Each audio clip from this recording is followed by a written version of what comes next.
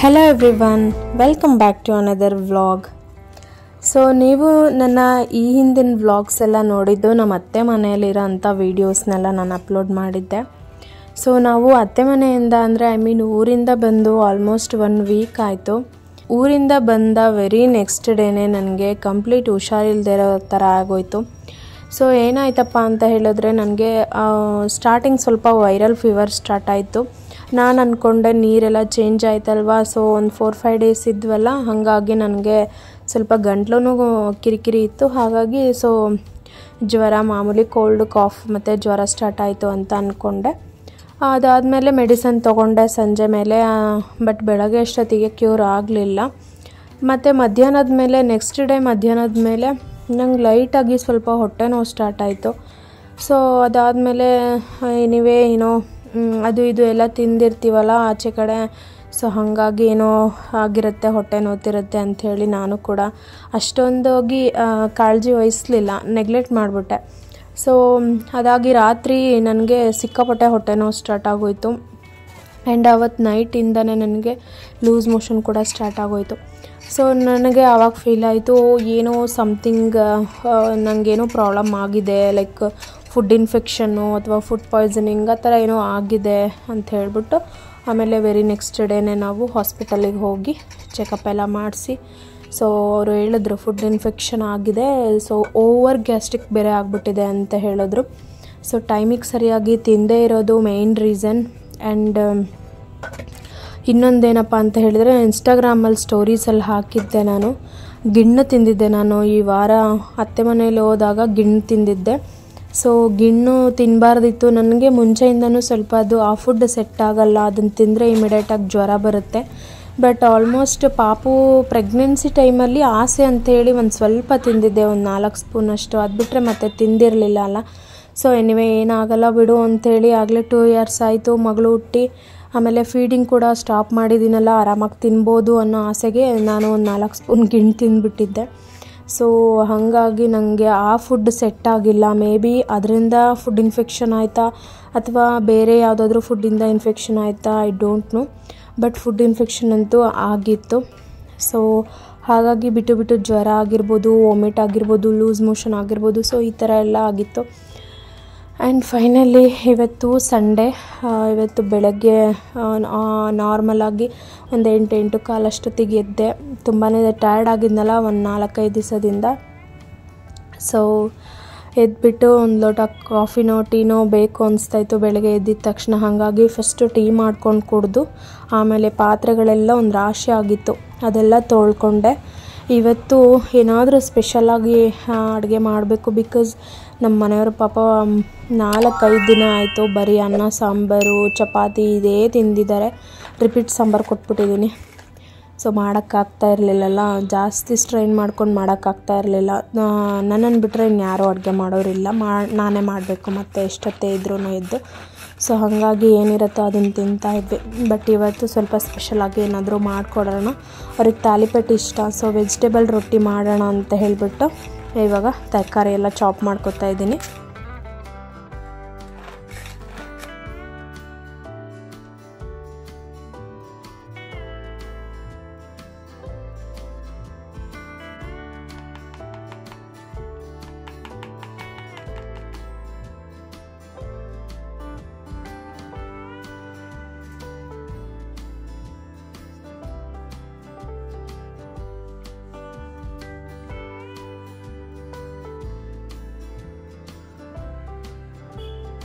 ಹಾಗೆ ಅದ್ರ ಜೊತೆಗೆ ಒಂದು ಫುಲ್ ಕ್ಯಾರೆಟು, ಒಂದು ಫುಲ್ ಸೌತೆಕಾಯಿ, ಹಾಗೆ ಒಂದು ಫುಲ್ ಬೀಟ್ರೋಟ್ನ ಚೆನ್ನಾಗಿ ಸಣ್ಣದಾಗಿ ತುರ್ಕೊಂಬಿಟ್ಟು ಮತ್ತು ಈರುಳ್ಳಿ, ಒಂದು ದೊಡ್ಡ ಈರುಳ್ಳಿ ತೊಗೊಂಡಿದ್ದೀನಿ. ಹಾಗೆ 2 ಹಸಿಮೆಣಸಿನ್ಕಾಯಿ. ಸೊ ಇದಿಷ್ಟನ್ನು ನಾನು ಚಾಪರ್ ಬಾಕ್ಸಲ್ಲಿ ಚಿಕ್ಕದಾಗಿ ಚಾಪ್ ಮಾಡಿಕೊಂಡೆ. ತುಂಬ ಚೆನ್ನಾಗಿ ಚಾಪ್ ಆಗುತ್ತೆ ಅದರಲ್ಲಿ. ಕೋಸಂಬರಿಗೆ ಮತ್ತು ಏನಾದರೂ ಇವಾಗ ಮಿರ್ಚಿ ಬೋಂಡಕ್ಕೆ ಏನಾದರೂ ನೆಂಚ್ಕೊಳ್ಳೋಕ್ಕೆ ಸೈಡಿಗೆ ಈರುಳ್ಳಿ ಹಾಕ್ಕೊಡ್ತಾರಲ್ಲ, ಆ ಥರದಕ್ಕಾಗಿರ್ಬೋದು, ಈ ಥರ ವೆಜಿಟೇಬಲ್ಸ್ ರೊಟ್ಟಿಗಾಗಿರ್ಬೋದು, ಹಾಗೆ ಚುರುಮುರಿ ಎಲ್ಲ ಮಾಡ್ಕೋತೀವಲ್ವ, ಸೊ ಅದಕ್ಕೂ ಕೂಡ ಇದರಲ್ಲಿ ಚಿಕ್ಕದಾಗಿ ಕಟ್ ಮಾಡ್ಕೊಬೋದು. ತುಂಬ ಚೆನ್ನಾಗಿ ಬರುತ್ತೆ ಆ ಬಾಕ್ಸಲ್ಲಿ. ಸೊ ಅದಾದ ನಂತರ ಸ್ವಲ್ಪ ಕೊತ್ತಂಬರಿ ಸೊಪ್ಪನ್ನ ಚಿಕ್ಕದಾಗಿ ಹೆಚ್ಚಿಕೊಂಡು ವೆಜಿಟೇಬಲ್ ರೊಟ್ಟಿಗೆ ಏನು ಬೇಕೋ ವೆಜಿಟೇಬಲ್ಸು ಅದನ್ನೆಲ್ಲ ರೆಡಿ ಮಾಡಿಕೊಂಡೆ.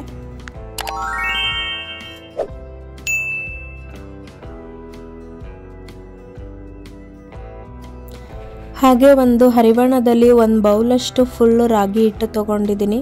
ಇದನ್ನೆಲ್ಲ ಫಸ್ಟು ಜರಡಿ ಹಿಡ್ಕೊಂಬಿಡೋಣ.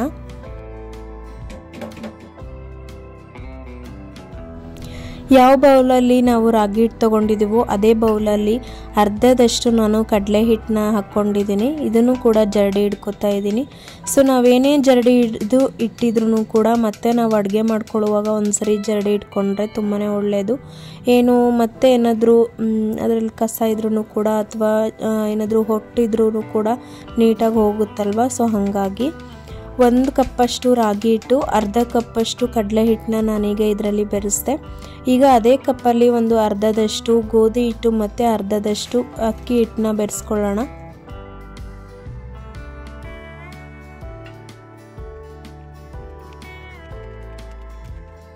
ಈಗ ಇದು 4 ಹಿಟ್ಟನ್ನು ಚೆನ್ನಾಗಿ ಮಿಕ್ಸಪ್ ಮಾಡ್ಕೊಳ್ಳೋಣ.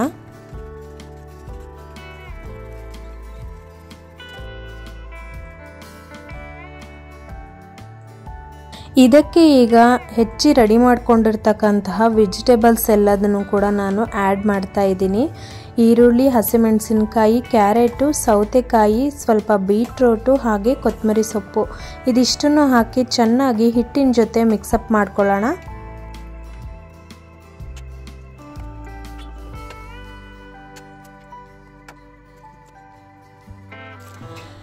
ಈಗ ಇದಕ್ಕೆ 1 ಸ್ಪೂನಷ್ಟು ಹುರಿದಿರೋ ಅಂಥ ಎಳ್ಳು ಮತ್ತು ಉಪ್ಪನ್ನು ಮಿಕ್ಸ್ ಮಾಡಿಕೊಂಡು ಬಿಸಿಯಾಗಿರೋಂಥ ನೀರು, ಬಿಸಿನೀರು ಏನು ಕುದೀತಾ ಇರುತ್ತಲ್ಲ ನೀರು, ಅಂಥ ನೀರನ್ನ ಇದಕ್ಕೆ ಹಾಕಿಬಿಟ್ಟು ಚೆನ್ನಾಗಿ ಕಲಿಸ್ಕೋಬೇಕು.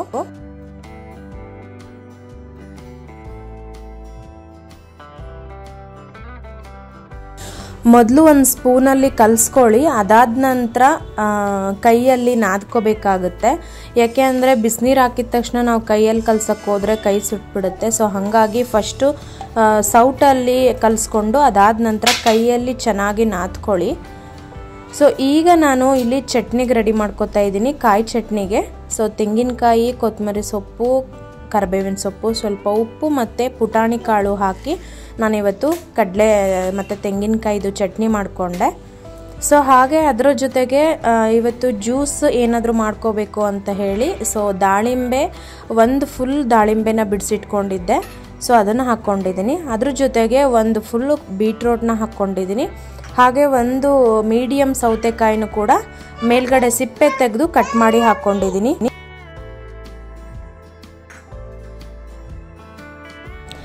ಸೊ ನಾನೇನು ಮಾಡ್ತೀನಿ ಅಂತ ಹೇಳಿದ್ರೆ ಮಿಕ್ಸಿ ಮಾಡ್ಕೊಳ್ಳೋದು ಏನಾದರೂ 2-3 ಐಟಮ್ ಇದ್ದರೆ ಸೊ ಒಂದೇ ಸರಿಗೆ ಎಲ್ಲ ರೆಡಿ ಮಾಡ್ಕೊತೀನಿ. ಮತ್ತೆ ಮಿಕ್ಸಿ ತೆಗೆದಿಡೋದು ಹಾಕೋದು ಅದೇ ಕೆಲಸನೇ ಒಂದು 2-3 ಟೈಮ್ ರಿಪೀಟ್ ಆಗುತ್ತೆ. ಹಾಗಾಗಿ ಒಂದೇ ಸರಿಗೆ ರೆಡಿ ಮಾಡ್ಕೊಂಡ್ಬಿಡ್ತೀನಿ.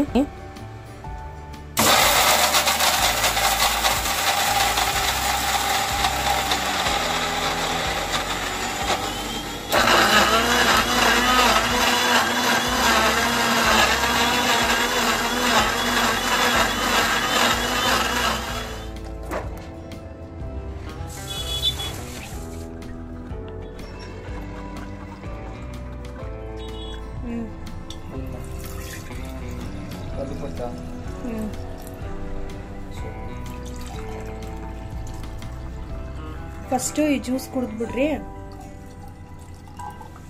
ಓಕೆನಾ?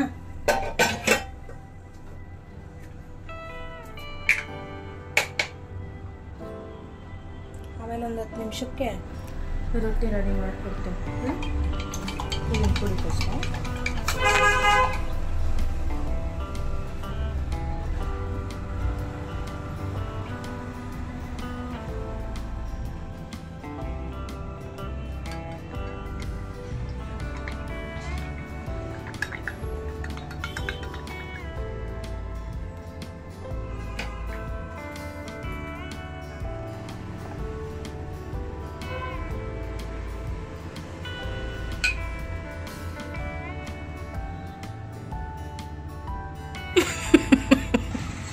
ಚೆನ್ನಾಗೈತಿ. ಎಷ್ಟು ನಾಟಕ ಮಾಡ್ತೀಯಲ್ಲ.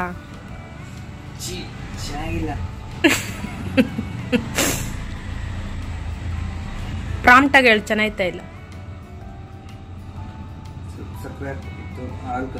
ವಿತೌಟ್ ಶುಗರ್ ಇದು.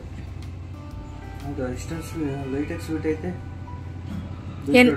ಬೀಟ್ರೋಟು, ದಾಳಿಂಬೆ, ಜೇನುತುಪ್ಪ, ಸೌತೆಕಾಯಿ.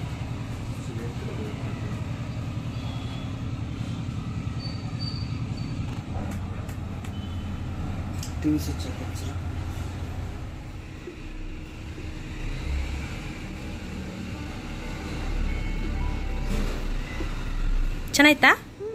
ಹೆಂಗೆ? ಯಮ್ಮಿ.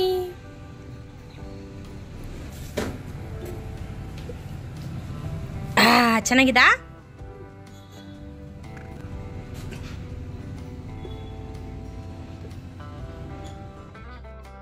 ಸೊ ಅದಾದಮೇಲೆ ರೊಟ್ಟಿ ತಟ್ಟೋಣ ಅಂತ ಹೇಳಿ ನೋಡಿದ್ರೆ ಬಟರ್ ಪೇಪರೇ ಇರಲಿಲ್ಲ, ಮುಗ್ದೋಗ್ಬಿಟ್ಟಿತ್ತು. ಸೊ ನಾನು ಈ ಸರಿ ಡಿಮಾರ್ಟ್ಗೆ ಹೋದಾಗ ಹಾಕೋಬರೋದು ಮರ್ತೋಗ್ಬಿಟ್ಟೆ.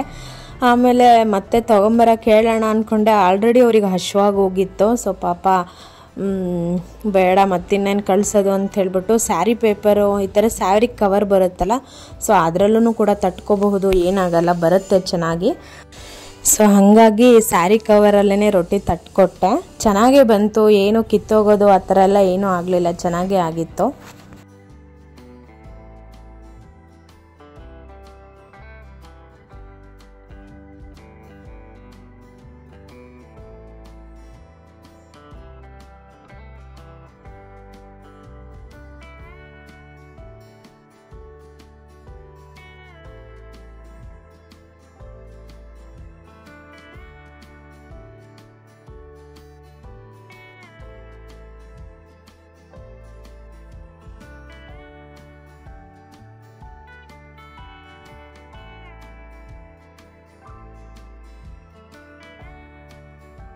ಸೊ ಬ್ರೇಕ್ಫಾಸ್ಟ್ ಕೂಡ ರೆಡಿ ಆಯಿತು. ರೊಟ್ಟಿ, ಕಾಯಿ ಚಟ್ನಿ ಮತ್ತು ಸ್ವಲ್ಪ ಬೇಳೆ ಸೊಪ್ಪು ಹಾಕಿ ಮಾಡಿದ್ದು ಪಪ್ಪು ಇತ್ತು.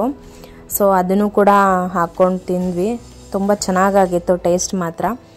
ಸೊ ಆ್ಯಕ್ಚುಲಿ ರೊಟ್ಟಿ ಚಪಾತಿ ಅಂತ ಹೇಳಿದ್ರೆ ಸ್ವಲ್ಪ ನಮ್ಮ ಮನೇಲಿ ಜಾಸ್ತಿನೇ ಇಷ್ಟ. ಬಟ್ ನನಗೆ ಹುಷಾರಿಲ್ಲದೆ ಇರೋದ್ರಿಂದ ಯಾವುದು ರೆಸಿಪಿನೂ ಟ್ರೈ ಮಾಡೋಕ್ಕೆ ಹೋಗಿರಲಿಲ್ಲ, ಯಾವುದು ರೆಸಿಪಿನೂ ಕೂಡ ನಾನು ಶೂಟು ಮಾಡಿರಲಿಲ್ಲ. ಹಾಗಾಗಿ ಈ ನಡುವೆ ಯಾವುದು ರೆಸಿಪಿ ಹಾಕಿರಲಿಲ್ಲ. ತಿಂಡಿ ಎಲ್ಲ ಮುಗಿಸ್ಕೊಂಡಾದ್ಮೇಲೆ ಸಿಂಕ್ ತುಂಬ ಒಂದು ಪಾತ್ರೆಗಳು ಬಿದ್ದಿತ್ತು. ಸೊ ಅದನ್ನೆಲ್ಲ ವಾಶ್ ಮಾಡಿ, ಕಿಚನ್ನು ಎಲ್ಲ ಕೂಡ ಕ್ಲೀನ್ ಮಾಡಿ, ನಾನು ನನ್ನ ಕೆಲಸ ಅಂದರೆ ಅಡುಗೆ ಮನೆದು ಫುಲ್ ಕೆಲಸ ಮುಗಿಸೋ ಅಷ್ಟೊತ್ತಿಗೆ 11-11:30 ಆಗೋಗಿತ್ತು. ಸೊ ಇದಿಷ್ಟು ನಮ್ಮ ಸಂಡೇ ವ್ಲಾಗ್ ಯಾವ ರೀತಿ ಇತ್ತು, ನಮ್ಮ ಮಾರ್ನಿಂಗ್ ರೊಟೀನ್ ಅನ್ನೋದನ್ನು ನಾನು ನಿಮ್ಮ ಜೊತೆಗೆ ಶೇರ್ ಮಾಡ್ಕೊಂಡಿದ್ದೀನಿ. ಇದಾದಮೇಲೆ ಇವಾಗ ನಾನು ಮನೆಯೆಲ್ಲ ಗುಡಿಸಿ ಒರೆಸ್ಕೊಬೇಕು. ಸೊ ಅದು ಕೂಡ ಕೆಲಸ ಇದೆ. ಸೊ ಸಂಡೇ ಎಲ್ಲ ಲೇಟಾಗಿ ಎದ್ದು ಲೇಟಾಗಿ ಮಾಡ್ಕೋತೀವಿ. ಹಾಗೆ ಸಂಜೆ ಮೇಲೆ ಸ್ವಲ್ಪ ಆಚೆ ಹೋಗೋದು ಇದೆ. ಹಾಗಾಗಿ ಕೆಲಸ ಎಲ್ಲ ಮುಗಿಸಿಟ್ಬಿಟ್ರೆ ಆಚೆ ಹೋಗಿ ಬಂದಮೇಲೆ ನಮಗೇನು ಕೆಲಸ ಇರಲ್ಲ ಅಂತ ಹೇಳಿದ್ರೆ ಸ್ವಲ್ಪ ಸಮಾಧಾನವಾಗಿರ್ತೀವಿ. ಅದೇ ಏನಾದರೂ ಕೆಲಸ ಇತ್ತು ಅಂತ ಹೇಳಿದ್ರೆ ಫುಲ್ ಟೆನ್ಷನ್ ಆಗಿ ಹೋಗ್ಬಿಡುತ್ತೆ ನನಗಂತೂ. ಸೊ ಹಾಗಾಗಿ ಬೆಳಗ್ಗೆನೇ ಎಲ್ಲ ಕೆಲಸನೂ ಆದಷ್ಟು ಮುಗಿಸ್ಕೊಳ್ಳೋಕೆ ಟ್ರೈ ಮಾಡ್ತೀನಿ. ಸ್ವಲ್ಪ ಬಟ್ಟೆ ಎಲ್ಲ ಇದೆ, ವಾಷಿಂಗ್ ಮಿಷಿನಿಗೆ ಹಾಕ್ಬಿಡ್ಬೇಕು. ಮಿಷಿನ್ ತೊಗೊಂಡಿದ್ದು ನನಗಂತೂ ಸಿಕ್ಕಾಪಟ್ಟೆ ಹೆಲ್ಪ್ ಆಗಿದೆ. ಮಿನಿ ವಾಷಿಂಗ್ ಮಿಷಿನ್ ಆದ್ರೂ ನಿಜವಾಗ್ಲೂ ತುಂಬ ಹೆಲ್ಪ್ಫುಲ್ ಆಗುತ್ತೆ. ಅದರದ್ದು ರಿವ್ಯೂಸ್ ಏನಾದರೂ ಬೇಕಾದರೆ ನನಗೆ ಕಮೆಂಟ್ ಸೆಕ್ಷನಲ್ಲಿ ತಿಳಿಸಿ, ನಾನು ಖಂಡಿತವಾಗೂ ಅದರದ್ದು ರಿವ್ಯೂಸ್ನ ನಾನು ನಿಮಗೆ ತಿಳಿಸ್ತೀನಿ. ಸೊ ಈ ವ್ಲಾಗ್ ನಿಮ್ಮೆಲ್ರಿಗೂ ಇಷ್ಟ ಆಗಿದೆ ಅಂತ ಹೇಳಿ ಭಾವಿಸ್ತಾ ನಾನು ಈ ವ್ಲಾಗ್ನ ಇಲ್ಲಿಗೆ ಎಂಡ್ ಮಾಡ್ತಾ ಇದ್ದೀನಿ. ಆ್ಯಂಡ್ ಮತ್ತೆ ಮುಂದಿನ ವ್ಲಾಗಲ್ಲಿ ನಾನು ನಿಮ್ಮನ್ನು ಭೇಟಿ ಆಗ್ತೀನಿ ಸೂಪರ್ ಡೂಪರ್ ಕಂಟೆಂಟ್ ಜೊತೆಗೆ ಅಂತ ಹೇಳ್ತಾ ನಾನಿನ್ನು ಹೊರಡ್ತೀನಿ. ನಮಸ್ಕಾರ.